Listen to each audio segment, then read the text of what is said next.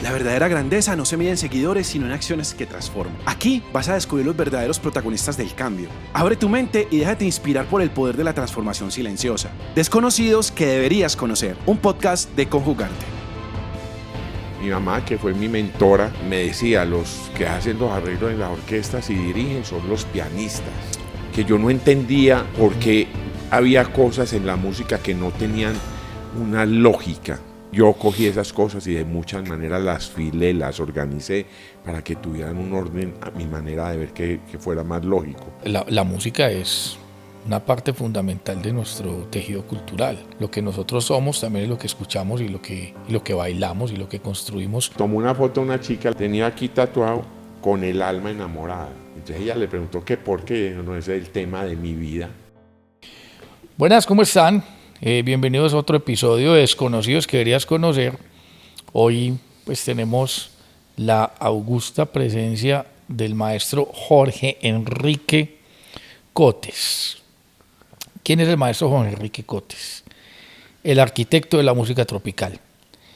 Yo creo que ese remoquete le calza perfecto al maestro, puesto que fue quien confeccionó lo que nosotros conocemos hoy como música tropical antioqueña. Todo lo que ustedes seguramente han escuchado, han bailado, como Las Estrellas del Tropicombo y N producciones en las que el maestro ha participado como arreglista, como productor, como compositor y también como músico, como pianista. ¿Por qué es importante tener al maestro hoy acá? Pues para que conozcamos su historia. Siempre tenemos una conversación donde nos enfocamos en entender por qué esa crisis de identidad de la que sufrimos acá, pues, básicamente en Medellín, que es una ciudad tan tendenciosa, y por qué nos parece mañeo de mal gusto las músicas propias. Y en ese camino, a ritmo de progreso, pues hemos ido dejando morir un pedazo de lo que somos. Yo normalmente no pido un aplauso para arrancar, pero el maestro lo merece. Maestro Jorge Cotes. Un honor, maestro, como diría Piazzolla, el sueño del pibe. Muchísimas gracias, es un placer y un honor para mí estar aquí. Maestro, empecemos por el principio. ¿Por qué te hiciste pianista? Bueno, la fascinación por la música empezó muy temprano, a los 8 años, ya en las fiestas de los 15 de mis hermanas mayores y todo, ya veía los instrumentos y ahí había algo mágico que me llamaba la atención. El piano, yo empecé a enamorarme de los instrumentos de percusión, de las congas, el timbal, todo lo que fuera percusión, pero todos sabemos que el piano, dentro de sus características, está catalogado como un instrumento de percusión. Entonces yo empecé tocando timbal y congas y un poquito de bongo y eso, pero me fui cada vez enamorando más del piano porque mi mamá, que fue mi mentora, me decía, los que hacen los arreglos en las orquestas y dirigen son los pianistas. No, entonces ella tenía esa concepción y como que eso me lo fue inyectando y lo fui madurando dentro de mí. Entonces ya luego apareció el piano, siempre con la anuencia y el apoyo de ella, ya pues a cambio de que ganara los niveles escolares, ella me incentivaba regalándome. Primero me regaló un órgano, después me regaló un piano. Y bueno, ahí ya arrancó todo ya en serio. ¿Fuiste buen estudiante, máster? ¿Te fue bien? No, yo realmente académicamente yo era un estudiante estándar, no sobresalía, pero tampoco era de los más irresponsables y los más vagos, por decirlo así, pero realmente era un estudiante de gama media, por decirlo así. Ya en la música sí yo era de los más obstinados y de los más... Yo estudié en el Conservatorio de la Universidad de Antioquia, duré un año, porque la verdad, cuando salían a paro las diferentes facultades, eso nos afectaba a nosotros y yo tenía una sed inmensa, un hambre, entonces de ahí pasé a otra institución escolástica musical de Medellín. Maestro, Cuando vos llegaste a trabajar en las disqueras, bueno, un poco para poner en contexto, Medellín es una ciudad industrial en términos de la música porque se apostaron las disqueras acá. Correcto. A finales de los 40, principios de los 50, Codiscos, Discos Fuentes, y claro, entró todo ese caudal creativo y musical, pues digamos, de las costas, que venían todos esos ritmos que eran pues también tendenciosos de su momento. Cuando vos llegaste a las disqueras, ¿con qué te encontraste en términos de que te tocaba producir un disco o te tocaba arreglar un disco y llegaba de pronto, digamos, algo muchísimo más lapso en términos musicales, ¿cierto? Más tranquilo a nivel de que pues, el folclore se presenta y se representa tal cual y como el músico o como el artista lo siente? ¿Y cuál fue esa primer misión? ¿Vos asumiste esa misión en mutuo propio o fue como, bueno, vamos a organizar esto y que sea, digamos, un trabajo desde lo profesional muy concienzudo? Yo pienso que eso se fue dando paulatinamente. Al principio, por ejemplo, en mi calidad de arreglista, yo no era un compositor siquiera, porque yo llegué pues, muy temprano, joven, de niño, pues hice algunas letricas y algunas cosas, pero ya cuando llegué a estar enfrentado a hacer los arreglos, yo me daba cuenta que a veces las composiciones eran precarias y que había que inyectarle mucha creatividad tanto en la lírica como en la música y eso. Entonces yo decidí volverme compositor ya de una manera más seria. Y frente a lo de empezar, digamos que a organizar, surgían preguntas que eran que yo no entendía por qué había cosas en la música que no tenían una lógica. Pues yo, de todas maneras, el pensamiento mío ha sido un pensamiento lógico y que tiende a ser ordenado. Pues muchos dirán que es cuadriculado, etcétera, pero sí a tener como un orden más lógico. Y en esa dirección fue que yo comencé a trabajar con la música tropical, porque cuando me enfrenté las primeras veces a las disqueras y a sus repertorios, yo me daba cuenta que eso era manejado con un poco de lo que llamamos folclore, o de una manera más anárquica, más que no se le prestaba tanta atención al orden. Entonces ya había muchas cosas inventadas cuando yo llegué a organizar, entre comillas, esos repertorios y esas composiciones que llegaban a mí. Pero sí, yo cogí esas cosas y de muchas maneras las filé, las organicé para que tuvieran un orden a mi manera de ver que fuera más lógico. No quiero descalificar a los que lo hicieron de otra manera. Hay percusionistas aquí en Antioquia que en medio de sus limitaciones lograron instituir un orden muy particular y propio dentro de sus estilos. Estoy hablando pues de Ramiro Velázquez, el conocidísimo Chengue, que fue el baterista de Los Graduados muchos años. Entonces, eso tiene por mí un gran respeto, porque era otra visión que él tuvo de cómo debía ser. Yo tuve otra visión, y como el campo mío era más amplio, porque no solo era el de ejecutante, sino también de arreglista y productor, podía tener más acceso a organizar repertorios que él. Pero digamos que yo lo que hice fue organizar patrones y organizar de manera más lógica las cosas. Máster, ¿y quiénes habían antes? ¿Quiénes estaban, cuando te refieres pues a estos músicos que previamente también estaban haciendo esta labor? ¿Quiénes estaban antes en esa función? Pues digamos que desde dónde tomaste vos las riendas y la obra de organizar nuestra música. ¿De dónde partiste? ¿De quiénes? Mi mamá era una persona que tenía un gusto muy ecléctico, es decir, ella le gustaba lo mejor de cada corriente.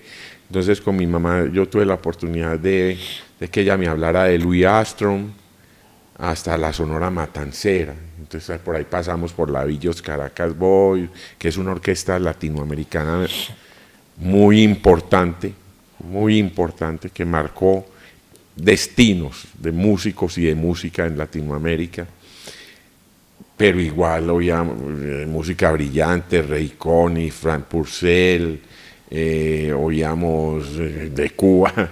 Mucha gente me pregunta pues, que yo por qué arreglo una big band así, pues yo oía los discos de Olga Guillot con mi mamá, que era la orquesta de Juan Bruno Tarraza. Entonces era muy, y también oíamos a José Alfredo Jiménez, por ejemplo. Entonces una mentalidad muy amplia, no discriminatoria, sino muy abierta frente a los géneros. Entonces a mí eso me favoreció mucho, todo ese conocimiento. Entonces yo ya empiezo muy por la época en que esas orquestas tuvieron su furor, su auge. Las orquestas venezolanas, yo empiezo muy de la mano de los estilos de cómo tocaban las orquestas venezolanas, especialmente los combos de los años 70 que eran Nelson Enrique, Willy Quintero, Emir Boscán, Pastor López, toda esa camada de músicos venezolanos, esencialmente maracuchos. Eso marcó una manera de entender el ritmo. Años después a mí me tocó no, yo escogí estudiar los autores colombianos, como Edmundo Arias, que me fascina, como a Lucho, ver la música de Lucho. Entonces ya empecé a orquestar mosaicos de la música de Lucho, ya Pacho Galán, empecé a mirarlo, porque no los conocía realmente, y entonces empecé a entender las diferencias entre cómo tocaban los colombianos y cómo tocaban los venezolanos, por ejemplo, y cómo tocaban la música tropical en otras latitudes. Pero ese estudio, todo ese estudio fue el que me permitió decir, bueno, esto aquí es así, allá es así, yo voy a sintetizar, voy a unir cosas, muchas veces uní estilos y tendencias, y otras veces separé, digamos, no, esto lo vamos a hacer en este estilo, esto lo vamos a hacer en otro.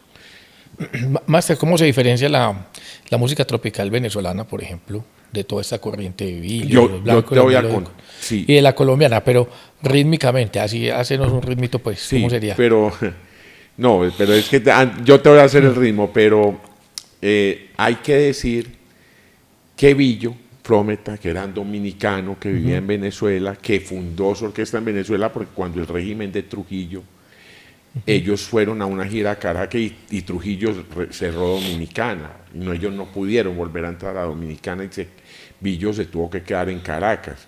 Finalmente él se enamoró de Caracas y Caracas se enamoró de él. Y entonces él hizo su carrera y su vida en Caracas. Pero Billo, cuando la gente habla de la Billos Caracas, no sabe que al principio la Billos lo que sonaba era como la orquesta Casino de la Playa de Cuba. Es una orquesta con un matiz cubano muy fuerte, donde se tocaba pues son montuno, cha-cha-cha, bolero, mambo, guajira, el abanico de música, de ritmos cubanos. Y eso se grabaron muchas obras del repertorio cubano, pero llegó un momento en que eso empezó a escasear, porque ya muchas orquestas radicadas en Venezuela y venezolanas habían grabado mucha cosa cubana, mucha temática cubana, y entonces empezaron a mirar para Colombia. Entonces dijeron, no, en Colombia hay una gran cantidad de compositores, hay un oasis de compositores allá, y entonces era territorio virgen, porque entonces ellos empezaron a mirar para Colombia y empezaron a reclutar las composiciones colombianas. Como por ejemplo, Máster, ¿cuál? Corozal y Cincelejo son ciudades florecientes. Eso, por ejemplo, si tú lo vas a buscar, tú te encuentras eso, Corozal y eso tocado por la banda 13 de Mayo de Repelón, o qué sé yo, pues, como se llamen, pero eso tiene sus versiones auténticas en la manera colombiana. Entonces tú me hablas del ritmo. Billo fue fundamental en eso, porque Billo lo que hizo fue uniformar, porque cuando se encontraron con el porro, la gaita, el merecumbé, el chandé, el bullerengue, esto, lo otro. Ellos encontraron una dificultad percusiva muy grande, que ellos no entendían los patrones rítmicos, no los asimilaban fácil. Entonces Billo, que era muy buen músico, pero muy comercial también, dijo, no, vamos a ponerle a todo le vamos a poner un golpe básico en la conga, que es esto: 1, 2, 3, 4, pa, pum, pa, pum, pa, pum, pa, pum. Eso es lo que se llama hasta hoy día billo. Yo cuando escribo los arreglos y quiero que el golpe de la tumbadora vaya así, yo pongo ahí, a lo billo. Entonces, eso es para simplificar. Con el hallazgo, con lo que encontramos fue que eso tuvo, como era simple, era una manera más simple de tocar el porro, la cumbia. Eso tuvo un éxito inusitado. Eso Billo se hizo famoso en toda Latinoamérica. Entonces, ¿qué pasa? Pero digamos que fue una manera facilista. Yo tengo amigos cuyo nombre no voy a mencionar, que son colombianos y son muy resentidos con eso que pasó con los venezolanos, porque finalmente los que cobraron la plata fueron los venezolanos. Pero nos ha pasado siempre. Ahorita, antes de empezar la entrevista, veníamos hablando de que siempre nos han goleado 5-0 con respecto a lo que nosotros somos en términos musicales, porque, y creo que ahí es donde tenemos también que empezar a ir a lo social, a lo político, también a lo cultural, es que, ¿cuál crees vos, maestro, que es la razón por la cual nosotros no hemos podido abrazar nuestra identidad musical? No, eso es un complejo construido de generación en generaciones. Es una argumentación falsa que se afianzó en la ideología desde los abuelos hasta los papás y ahora los nietos, y sigue, porque es pensar que nuestra música es mañé, que nuestra música tropical, por ejemplo, es mañé, que nuestra música andina, eso es mañé. Es una creencia que implantaron. De pronto a veces hubo factores que contribuyeron. Por ejemplo, si tú coges el libro Que viva la música de Andrés Caicedo, hay una clara discriminación a la música tropical paisa, que en aquella entonces eran los graduados y los hispanos, y a ese sonido gestado en Medellín por músicos antioqueños. Entonces se fue alimentando, entonces empezaron a nacer términos como chucuchuco y cosas despectivas, y en la costa empezó a salir lo de la raspacanilla, y entonces, que degeneró después en música raspa. En fin, una cantidad de factores que han alimentado esa creencia. Finalmente, en las fiestas, ya cuando se emborrachan, empiezan oyendo música electrónica y música urbana, y ya cuando emborracha, pues ponen los corraleros de Majagual, y al Combo de las Estrellas, y al Tropicombo, y a Pastor López, y a Pedro Laza, y todo. Pues no pasa nada, porque realmente eso es lo que nosotros somos. Ya se desinhiben con los traguitos, pues se aflora la verdadera esencia colombiana, y eso no es malo, eso está muy bien, pero lo que hay que tumbar lo que hay que empezar es alimentar esa conciencia para que empecemos a creer en lo de nosotros, y para que le empecemos a sacar jugo a lo de nosotros. Y vos se lo sacan los de afuera. Sí, ahorita hablamos precisamente de ese fenómeno, ¿cierto? Lo que pasa con la cumbia, etcétera. Pero ves con preocupación de pronto, maestro, que todo ese conocimiento, ese caudal que ustedes construyeron, especialmente vos, se puede diluir con el tiempo. O sea, ves interés en las nuevas generaciones. O sea, estamos haciendo el trabajo que tenemos que hacer también. Digamos que uno siempre espera que el Papa Estado proceda y las oficinas de cultura, los ministerios, las secretarías de cultura y todo esto, pues procedan como deberían proceder en el rescate de nuestra identidad, de nuestra música, de nuestra cultura. Pero vos ves con preocupación ese tema, o si se están haciendo cosas para que nuestra música esté presente. Por ejemplo, en los festivales de música que se hacen, digamos, públicos, rara vez uno, pues vamos a decir que uno dice rara vez porque no lo ha visto, yo realmente no lo he visto, que tengamos propuestas como por ejemplo el Tropicombo, el Combo de las Estrellas, Frucus, Usteso, etcétera, dentro de un cartel de música que no es nuestra, pero que pues nosotros también hemos abrazado para mostrar lo que hacemos a un público que es el que necesitamos que escuche todo esto que ustedes hicieron, las nuevas generaciones. Sí, yo entiendo que en otras partes, en otras latitudes, eso se hace con gran éxito, donde se mezclan carteles de grupos rockeros, por ejemplo, con una orquesta de música tropical, sin que eso tenga ningún problema. Es que parte del complejo, Cami, está en pensar en que porque uno es rockero, o uno es artífice del género urbano, o es merenguero, no, pues al merenguero no le puede gustar la salsa, y al del salsero no le puede gustar el merengue, ni al rockero le puede gustar la música tropical ni la salsa. Son cosas que yo realmente no entiendo de dónde han salido. Pues finalmente el ser humano puede tener multiculturalmente preferencias, entonces yo no entiendo eso. Ahora, que si yo veo con preocupación, sí, yo veo con preocupación, y en la ciudad en que vivimos y por la ideología tradicionalista del paisa, por herencia, porque el niño escuchaba que esa música es la que oía mi papá, y entonces la adoptó por herencia porque le trae recuerdos de su niñez y de alguna manera la quiere oír ya cuando es adulto. Eso en Medellín, pero a mí me preocupa en otras ciudades de Colombia donde el desarraigo es más grande. Porque, por ejemplo, en Bogotá, que es una ciudad donde hay muchos colombianos de diferentes latitudes, de diferentes lugares, el desarraigo es grande, es grande. Aquí en Colombia yo me atrevería a decir, pues muy a grosso modo y eso, que las únicas regiones que tienen arraigo pues son la costa atlántica con el vallenato en sus diferentes estilos. Y pues y que defiendan y que hayan posicionado ese folclore a nivel nacional e internacional, y la música del llano. El llanero también es enamorado de su arpa y sus capachos y su cuatro y todo. Y cuando digo el llano, le estoy hablando de ese país tan grande que es el llano colombiano pegado con el llano venezolano. Realmente eso es como un solo país.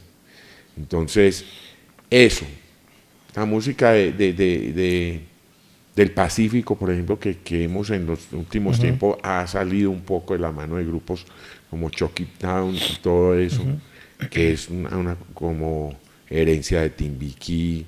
Son esfuerzos que se aplauden y que son ejemplo para muchos artistas de la región. Eso lo aplaudimos, pero todavía es muy incipiente esa manifestación. Entonces, quisiéramos que fuera mucho más, mucho más. Entonces sí miro con preocupación porque veo a los jóvenes desconectados, y ellos van a estar desconectados si no hay mecanismos estatales, si no hay mecanismos de la gente que puede manejar cultura a un nivel masivo, que metan la mano y patrocinen este esfuerzo para que nosotros recuperemos sin pena ni complejo nuestra identidad. Y es que la música es una parte fundamental de nuestro tejido cultural. Lo que nosotros somos también es lo que escuchamos y lo que bailamos y lo que construimos desde esa disciplina del arte, que a su vez también se rebota en la disciplina, como en la danza, en lo audiovisual, todo esto. Nosotros todavía, ¿será que todas sufrimos del síndrome del bastardo, maestro? Yo creo que sí, nosotros tenemos que aprender y a entender de que nuestra música es valiosa, es hermosa, es competitiva. Yo me atrevería a contar una anécdota. Nosotros estábamos en una feria de Cali y pues estaba en un cartel grande, voy a decir de algunos artistas que me acuerdo, Oscar de León, estaba el cubano el Ruiz, ¿cómo se llama? Rey Ruiz. Rey Ruiz, estaban los hermanos Rosario, estaba la Sonora Ponceña, estaba Grupo Nietzsche, y el único grupo que había de música tropical era nosotros, que éramos en el momento el Combo de las Estrellas. Pues ellos pasaron los artistas, y yo me entablé como una relación, pues ahí en el camerino muy chévere con los hermanos Rosario, Y ellos, cuando nosotros empezamos a tocar la feria de la gaita de las flores, perdón, de Lucho Bermúdez, con ellos habían oído música tropical, pero en la costa, pero ellos no tenían una idea clara de cómo era la música tropical, más al estilo de las bandas del interior de Colombia. Y cuando nosotros empezamos a tocar y el maestro Carlos Piña empezó a hacer el solo del clarinete, ellos se salieron del camerino a vernos tocar. Y una vez ya nosotros tocamos eso, ellos dijeron, pero eso es una cadencia increíble, qué magia, qué maravilla. Y eso, esa gaita, y es una cosa que para ellos fascinante, completamente mágica. Pero ellos lo ven, pero nosotros no lo queremos ver. Realmente es mágica y es hermosa. Y no tiene que ser como la música de ellos, tiene que ser como la música, la sentimos y la interpretamos nosotros. Entonces pasa eso, Cami, que todo el mundo cree en lo nuestro, pero nosotros no. Por alguna razón pasa eso. La han ido desvirtuando con los años algunos sabiondos, entonces le pusieron remoquetes, vuelvo y repito, como chucuchucu, cosas peyorativas. La música no es sino música tropical colombiana. Y los que sean ya más puristas y quieran ir mal, pues música tropical antioqueña si se quiere. Pero pues no tiene por qué haber ese complejo y esa discriminación. Yo no lo entiendo. Y yo, pues obviamente estoy a disposición para luchar por ese cometido y para poderle brindar a estas generaciones que, por ejemplo, aquí en Antioquia uno ve que hay niños que están interesados, que entonces sí vale la pena. Es cuestión de canalizarlos. ¿Cómo crees que puede ser ese mecanismo, Máster? No, eso para mí, ese intento ya se hizo. No voy a decir nombres propios ni entidades propias porque no quiero herir susceptibilidades, pero ese intento ya se hizo y lo que generó fue un cansancio en los directivos que estaban tratando de implantar eso, de traer a las escuelas de música incipientes, pues donde están los jovencitos, el folclore colombiano y los ritmos colombianos y los patrones colombianos y el conocimiento de nuestra música. Generaron cansancio en esos directivos hasta que los hicieron tirar la toalla, poniendo trabas de orden administrativo y cosas que no vienen, con todo el respeto. Yo entiendo que tiene que haber unos informes y todo eso, pero eso no puede ser más importante que la idea en sí. Sí, poniendo por encima la forma, poniendo la forma por encima del fondo, para un objetivo político, pues dicho así clarito. Y es que no nos cabe en la cabeza ser lo que somos, no nos cabe en la cabeza que nuestra riqueza musical, lo que ustedes hicieron, hace parte fundamental de nuestra identidad. O sea, lo que tenemos, o sea, el dictamen, el diagnóstico final con respecto a eso, es que estamos enfermos de una crisis de identidad profunda.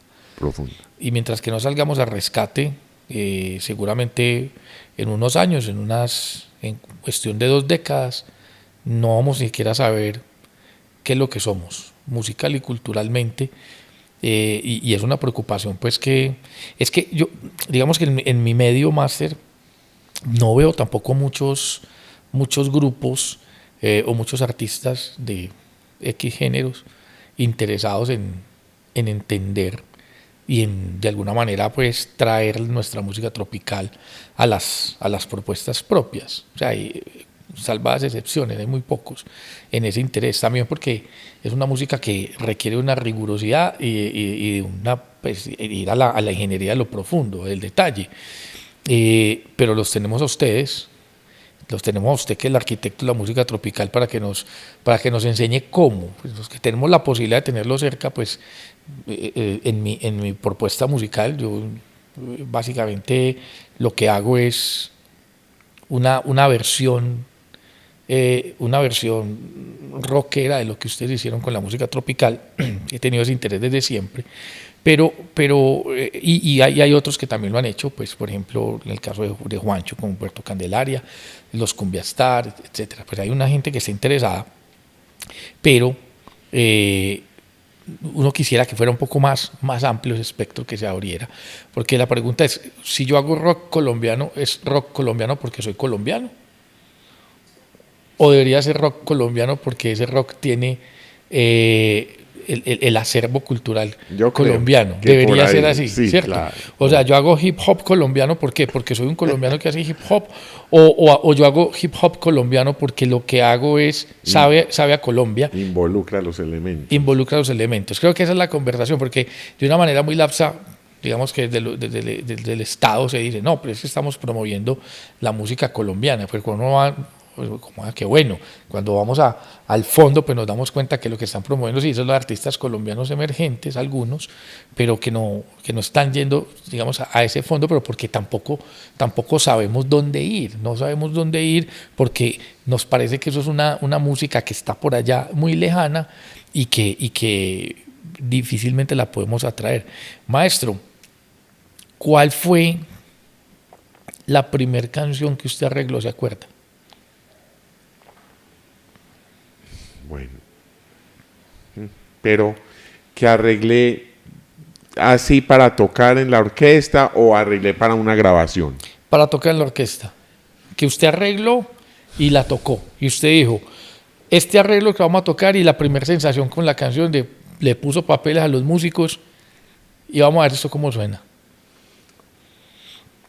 Es difícil acordarme, pero te estoy aquí tratando de acordarme.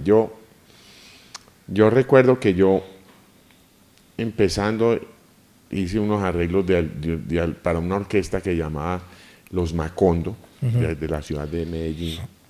Hice algún tema que se llamaba, una adaptación de Lisandro Mesa de un tema que llamaba Alegría y Amor. Eso fue lo primerito que hice. Después hice un bolero de Ricardo Fuentes que se llama Cuánto te debo. Y después hice dos temas para grabación con el Combo de la Estrella, uno que se llama Enamorado y otro que se llama No pude olvidarte. ¿Cuál? ¿Enamorada? ¿Cuál es esa? Enamorado. Ese tema no tuvo éxito, pero eso lo grabamos con el Combo de las Estrellas. Te voy a decir el año. Fácil, el año 87, 88. Bueno, eso no tuvieron éxito, pero hablemos de los que tuvieron éxito, para que pongamos en contexto a la gente, bueno, porque ya, es que vos sabes que si uno no habla, estamos en una sociedad que si uno no habla de los éxitos es como si no hubiera hecho nada. Sí. Entonces, tristemente. Ya digamos que ya de una manera más oficial, ya como arreglista emergente, yo arreglé un tema. Estaban haciendo un CD no, era un long play en aquella época. En Discos Victoria con la orquesta Héctor Williamson y la orquesta Fascinación, pues sí, ya estaban de hecho con arreglistas ya profesionales, rankeados en el medio y todo. Y entonces faltaba un tema. No, pues falta un tema. Bueno, yo tengo este es un vals de un compositor huilense, dijo el director artístico, don Miguel Nova, que en paz descanse. Digo, yo tengo un vals de Álvaro Córdoba Farfán, un compositor huilense o tolimense, y entonces, pero ese se puede hacer en bailar. Entonces dijeron ahí, denle en eso a ese pelado, Cote, empezando a hacer arreglos, denle ahí. Y entonces me dieron el tema fue el que salvó, fue el único que sonó del long play, pero fue un éxito nacional, se llama 20 años menos. Vivir otros 20 años como los que ya pasaron. Wow. ¿Esa la arreglaste vos? Esa la arreglé. Esa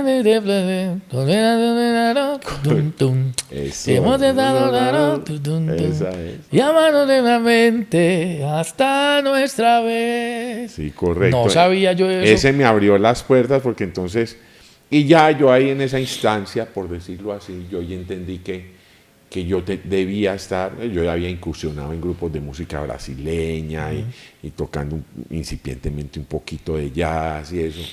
Pero yo ahí entendí que debía estar partido en dos hemisferios mi mentalidad, que es la mentalidad comercial y popular, y la mentalidad ya del músico formado, de academia, del jazz, de la bossa nova. Esas son como dos historias distintas.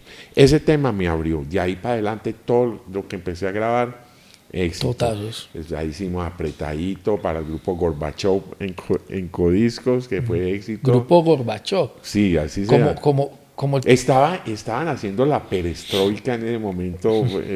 ¿Quién era Putin? ¿Quién hizo la perestroika? No. los rusos, pues, en la Unión pero no Soviética. era Sí. Vladimir Putin. En fin, el gobernante estaba haciendo uno que tenía un lunar aquí. Sí, Gorbachov. Sí, Estaba Mikhail haciendo la Gorbachov. eso, entonces Se les Codiscos ocurrió. me dijo, arregle esto, un tema que estaba súper pegado en Miami, y a eso le vamos a poner Gorbachov, y al respaldo le pone lo que usted le dé la gana. En esa época se manejaba el disco de 45, ¿te acuerdas? Sí, Que tenía sí. 2 lados. Y entonces yo hice Apretadito, un tema mío, una composición mía. Resulta que el otro ni lo pusieron, y el que se disparó fue Apretadito, mamá, apretadito, apretadito, mamá, apretadito. Entonces, éxito.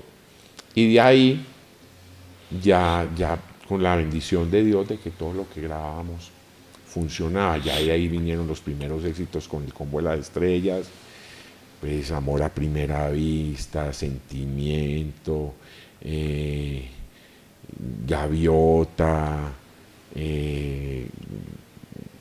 Romance, En Silencio Te Amaré. Bueno, para que la gente un Con el poquito. alma enamorada. ¿Cómo romance cómo era? Romance, De romance, yo quiero tener romance contigo, mi amor. Ese, Con el alma enamorada. sabes Que te quiero con el alma enamorada. Esa es la del cuento del tatuaje, ¿no? Ah, sí, eso es muy lindo, por esa historia es muy bonita, Cami, porque más allá de lo que pueda haber representado en términos económicos o en satisfacción, pero son hechos que demuestran cuánto puede calar lo que uno hace, y es una retribución muy linda para uno. Una chica que trabaja en la alcaldía, una amiga mía trabaja en la alcaldía, y me dijo, mira, te tengo un regalo. Entonces le tomó una foto a una chica, la chica tenía aquí tatuado, tenía aquí tatuado con el alma enamorada. Wow. O sea, entonces ella le preguntó que por qué. Dijo, no, ese es el tema de mi vida. Ese es como el tema insignia de ella. Entonces, eso más allá de lo económico, es una satisfacción muy grande que la obra de uno trascienda y afecte, tenga una afectación sobre la existencia de otras personas. Es algo muy bello eso. Maestro, para mí la música tropical es la banda sonora de Medellín. Pero, ¿cómo te influenció Medellín? Porque además, como compositor, En Silencio Te Amaré es tuya, ¿cierto? Voy a Sí, escribir. en silencio. ¿Cómo te influenció Medellín en términos de los textos que escribiste? Bueno, Medellín, de muchas maneras, nosotros influyó en mi carrera, porque nosotros desde niños estábamos yendo a los conciertos de música tropical. Entonces ahí afrontamos las temáticas que manejaba Fruco y sus Tesos, que era una de nuestras bandas preferidas. El Combo de las Estrellas, el primer combo pues que llamamos. Juan Piña y La Revelación, Joe Rodríguez y su grupo latino, los Black Stars, los Graduados, bueno, una playa de artistas importantísimos. Nosotros oíamos cómo era más o menos el manejo lírico de lo que ellos hacían. Yo también tenía la herencia de mi papá no era antioqueño, era de Valledupar, de un pueblito ahí cerquita que se llama La Paz, César. Y pues tenía también esa influencia del paseo vallenato en mí. Entonces, como la conjugación de todos esos elementos fue lo que me dijo, por aquí es la cosa. Sí, acuso una influencia grande de la manera como lo hicieron las orquestas de Venezuela. Eso hay que decirlo. Vuelvo y repito, los combos más representativos de los tempranos 70, que fueron, pues vuelvo y repito, Nelson Enríquez, Pastor López, Los Blancos. Uno de los temas que más me inspiró, que más me despertó a la música tropical a mí, fue Morena Consentida de Los Blancos, que son principios de los 70, 71, 72, por ahí. Los Blancos es un grupo para mí que tuvo demasiada influencia. Era un grupo sui generis, un grupo que ellos tocaban música tropical, pero tenía una cosa antillana adentro, siendo los ritmos, digamos, colombianos, entre comillas, pero tenía un sabor, una esencia Nietzsche, una cosa muy especial. Sí, especialmente ese grupo tiene te iba a preguntar por él porque tiene un elemento diferenciador. Por ejemplo, una de las canciones que más me gusta de la historia de mi vida, pues está en mi top 10, es una canción que creo que es de Los Blancos, que se llama De la boca para afuera. Claro, correcto. La composición de Leopoldo Blanco, que era el timbalero, pero era el timbalero y además cantaba, porque es que ese grupo cuando ellos arrancaron eran 5 hermanos y el cantante que era Cheo, que era criado con ellos. Es un grupo muy pequeñito donde la versatilidad tenía que ver todos hacían coros, todos tocaban un instrumento y al mismo tiempo cantaban. Un grupo muy versátil. Y específicamente esa canción, maestro, la podés, digamos, si la pudieras discriminar en términos de género, subgénero, ¿qué condimentos trae? Porque a mí me suena, me da una sensación de que tiene un condimento que no logro descifrar. De eso estamos hablando, porque hay intrínsecamente dentro de ella.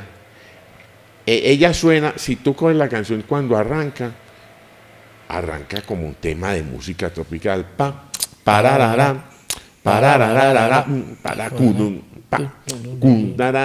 Tema de música tropical. Pero ya cuando llega de la boca para afuera, ya ahí es salsa. Es salsa con unos patrones de música tropical que la amarran y no la dejan soltar y desbocar en el montuno salsero, pero tiene ese veneno salsero adentro. Pues o guarachero, para que no hablemos de salsa, pues todos sabemos que salsa es un rótulo.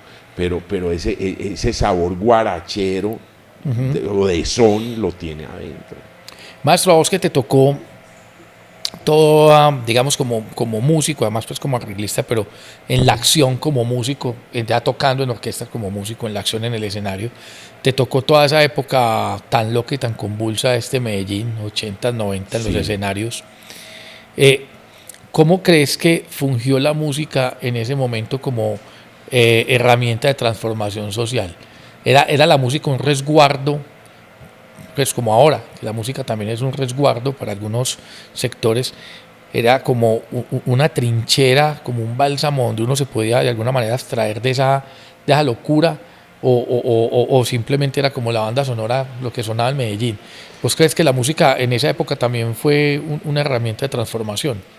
Yo pienso que a mí me pasaron anécdotas, pues, cuyo no voy a decir los nombres, pero nosotros tocamos muchas fiestas de esos personajes, porque era nuestro trabajo, pues, igual nosotros teníamos que tocar indiscriminadamente, lo mismo que hacemos, un paréntesis, es lo mismo, nosotros no tenemos ninguna afiliación política, entonces tocamos con los diferentes sectores de la política, sin crear ningún nexo con ninguno, porque nuestro trabajo es el arte y la música, nosotros no tenemos ningún tipo de filiación política con nadie. Entonces, igual en aquella época donde estaban emergiendo todo ese fenómeno social en Colombia de esas personas, nosotros teníamos que tocar fiestas, que era la supervivencia de nosotros con ellos. Y me llegaron a pasar anécdotas como que a mí me llegaron a ofrecer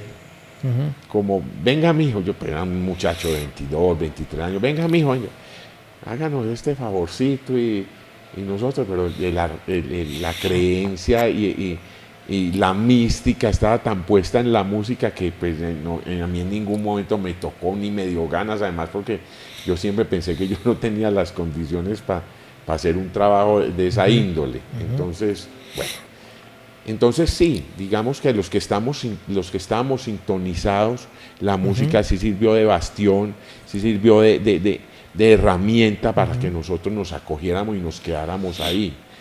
La música siguió sonando indiscriminadamente de cuál fuera el público que le iba a sacar provecho, partido. Explico mejor, quiénes iban a poder comprar las actuaciones de las orquestas y todo. La música siguió funcionando como una banda sonora de la ciudad.